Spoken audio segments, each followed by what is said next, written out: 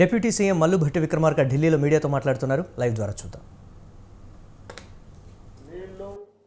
నియామకాలు వీటికి సంబంధించి బైఫర్కేషన్ యాక్ట్లో పొందుపరిచినటువంటి హక్కుల్ని గత ప్రభుత్వం 10 సంవత్సరాలుగా తాత్సర్యం చేస్తూ కేంద్రం నుంచి తీసుకొని రావాల్సినటువంటి కొన్ని ముఖ్యమైన అంశాలని తీసుకొని రాలేకపోయింది. దయచేసి మేము మిమ్మల్ని కలుస్తూ ఆ అంశాలన్నింటినీ త్వరితగతిన తెలంగాణ రాష్ట్రానికి అందించవలసిందిగా వారికి విజ్ఞప్తి చేయడం జరిగింది. అందులో భాగంగా ప్రధానంగా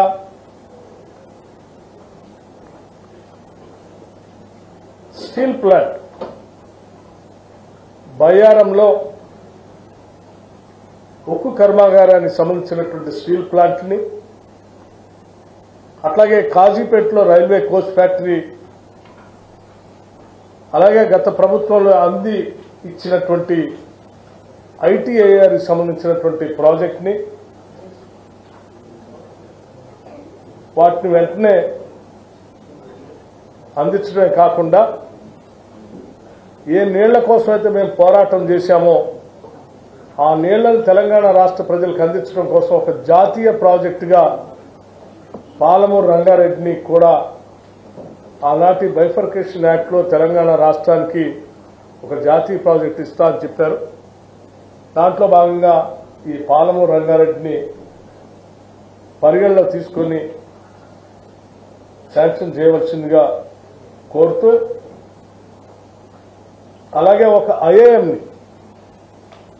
హైదరాబాద్కి శాంక్షన్ చేయవలసిందిగా, ఒక సైనిక్ స్కూల్ని తెలంగాణ రాష్ట్రానికి ఇవ్వవలసిందిగా, అట్లాగే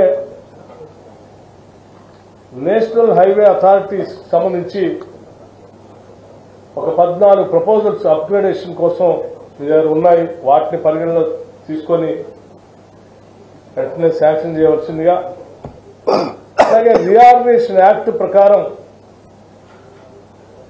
బ్యాక్వర్డ్ ఏరియాస్కి సంబంధించినటువంటి డెవలప్మెంట్ సంబంధించిన ఫండ్స్ గత కొన్ని సంవత్సరాలుగా పెండింగ్ ఉన్నాయి. ఇక్కడ నుంచి ఆ గ్రాంట్స్ కూడా వెంటనే రిలీజ్ చేపించి సంబంధిత ఆర్థిక శాఖ మంత్రి గారితో మీరు ఆదేశాలు ఇవ్వాల్సిందిగా కూడా వారిని విజ్ఞప్తి చేయడం జరిగింది. అందులో భాగంగానే 2019, 20, 2021, 22, 2022, 23, 2023, 24 సంబంధించి దాదాపు ఒక 1800 కోట్లు దాని పెండింగ్ ఉన్నాయి, వాటిని కూడా రిలీజ్ చేయమని అడిగాం. ఎందుకు ఈ విషయాలన్నీ వారి దృష్టి చేసుకొచ్చామనంటే, తెలంగాణ ప్రజల యొక్క భవిష్యత్తును దృష్టిలో పెట్టుకుని ఒక అద్భుతమైనటువంటి తెలంగాణ నిర్మించుకోవటం కోసం ప్రత్యేక రాష్ట్రం తెచ్చుకుని ఉంటే 10 సంవత్సరాలు పాలించినటువంటి బీఆర్ఎస్ ప్రభుత్వం వారి ఆర్థిక అరాచకత్వంతో ఆర్థిక వ్యవస్థలన్నింటినీ కూడా చిన్నాభిన్నం చేయటమే కాకుండా మించిన అప్పులు తెచ్చి రాష్ట్రం పైన పెనుభారం వేశారు. ఈ ఆర్థిక పరిస్థితి నుంచి బయటపడుతూ రాష్ట్ర ప్రయోజనాలను కాపాడుతూనే భవిష్యత్ తరాలకి మేము అందించడానికి కావాల్సినటువంటి ఆర్థిక పరమైన సహాయ సహకారాలను కూడా కేంద్ర ప్రభుత్వం నుంచి ఇదోచకంగా అందించాలని కోరుతూ పెండింగ్ ఉన్న వాటిని రిలీజ్ చేయడమే కాకుండా ఇంకా అదనంగా కూడా సాధ్యమైనంత వరకు ఈ తెలంగాణ రాష్ట్రానికి అందించి ఇవ్వవలసిందిగా వారికి విజ్ఞప్తి చేయడం జరిగింది. అట్లాగే 2015, 19, 2020, 21 సంబంధించి ఒక 450 కోట్ల రూపాయలు పెండింగ్ ఉన్నాయి. అవి ఇంకొక 2250 కోట్ల రూపాయలు గవర్నమెంట్ ఆఫ్ ఇండియా నుంచి రావాల్సి ఉన్నాయి. ఈ గ్రాంట్స్ సంబంధించి వాటిని కూడా వెంటనే సాధ్యమైనంత మేరకు తెలంగాణ రాష్ట్ర ప్రభుత్వానికి రిలీజ్ చేయవలసిందిగా వారిని కోరటమే కాకుండా రాష్ట్ర ప్రయోజనాల దృష్ట్యా కేంద్ర ప్రభుత్వం నుంచి రావాల్సిన ఇతోధిక సహాయ సహకారాలు రాష్ట్ర అభివృద్ధి కోసం, ఆర్థికంగా నిలదొక్కుకోవడం కోసం, ఇరిగేషన్ ప్రాజెక్టులు పూర్తి చేసుకోవడం కోసం, విద్యా వైద్య రంగాలను బలోపేతం చేసుకోవడం కోసం కేంద్ర స్థాయి నుంచి అందించాల్సిన సహాయ సహకారాలన్నింటినీ కూడా అందించవలసిందిగా వారికి ముఖ్యమంత్రి గారు రేవంత్ రెడ్డి గారు, ఉప ముఖ్యమంత్రి గారు, నేను ఇద్దరు కలిసి వారిని విజ్ఞప్తి చేయడం జరిగింది. దానికి ప్రధానమంత్రి గారు కూడా వాటన్నిటినీ విన్ని సానుకూలంగా స్పందించడమే కాకుండా ఒక కేంద్రం ఒక రాష్ట్రానికి ఏ రకమైనటువంటి సహాయ సహకారాలు అందించాలో తప్పనిసరిగా ఆ స్థాయిలో, ఆ రీతిలో తప్పనిసరిగా తెలంగాణ రాష్ట్రానికి అందిస్తాం, పరిశీలిస్తామని కూడా వారు సానుకూలంగా స్పందించుకుంటారు. రాష్ట్రానికి సంబంధించిన అంశాలకు సంబంధించి ప్రధాని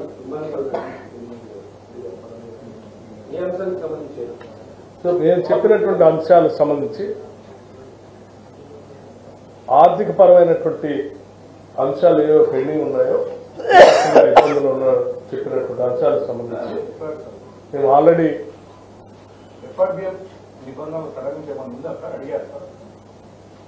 నిబంధనలు సడలించమని కానీ లేకపోతే ఇతరత్ర ఏ రకమైనటువంటి పర్మిషన్స్ గురించి కానీ మేము అడగలేదు.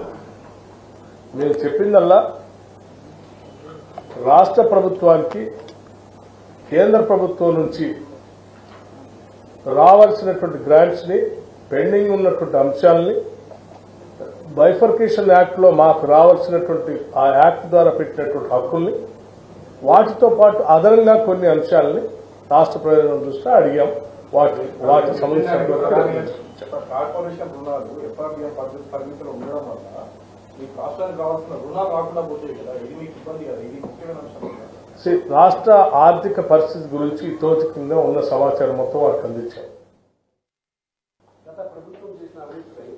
మేము ఏ అంశాలు ప్రధానమంత్రి గారితో చెప్పామో, మాట్లాడామో వాటన్నింటినీ ఇప్పటికీ స్పష్టంగా మీ అందరికీ వివరిస్తున్నారు.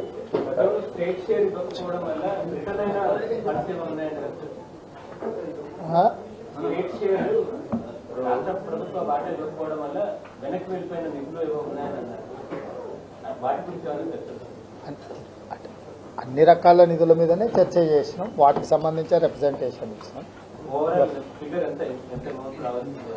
రకరకాల శాఖలలో రకరకాల నిధులు ఉన్నాయి, ఎగ్జాక్ట్ నెంబర్ అనే కంటే శాఖ వైజ్ గా రిప్రజెంటేషన్ ఇచ్చినాం, వాటిని మళ్ళీ రిప్రజెంటేషన్ ఇచ్చే లెటర్ కావాలంటే